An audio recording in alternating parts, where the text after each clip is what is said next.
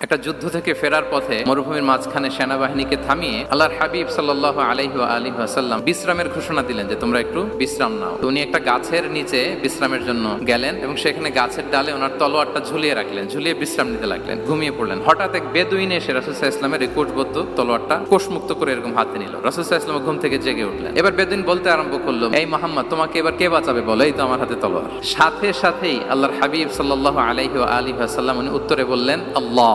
কোনো চিন্তা ভাবনা নাই যে ওরে আঘাত করা যায় কিনা পাল্টা, বা কোনোভাবে ওর কনফিডেন্স ডাউন করা যায় কিনা, কোনো দিকে না তাকিয়ে কি বললেন? আল্লাহ। সব সময় তিনি আল্লাহ কেন্দ্রিক ছিলেন। গারে সাউরে যখন আল্লাহ রাসূল সাল্লাল্লাহু আলাইহি ওয়াসাল্লাম এবং আবু বকর রাদিয়াল্লাহু তাআলা আনহু ওনারা আশ্রয় নিয়েছিলেন রাত্রিবেলায়, কুরাইশরা যখন খুঁজতেছিল, আবু বকর রাদিয়াল্লাহু তাআলা আনহু বলেন যে কুরাইশদের পা দেখা যাচ্ছে, ওরা যে হেঁটে যাচ্ছে, একটু উকি মারলেই আমাদেরকে দেখা যায়। রাসূল সাল্লাল্লাহু আলাইহি ওয়াসাল্লাম আবু বকর রাদিয়াল্লাহু তাআলা আনহুকে বলেন যে আবু বকর, চিন্তা করো না, লা তাহসান ইন্নাল্লাহা মা'ানা। আবু বকর, চিন্তা করো না, আল্লাহ আমাদের সাথে আছেন। সুবহানাল্লাহ।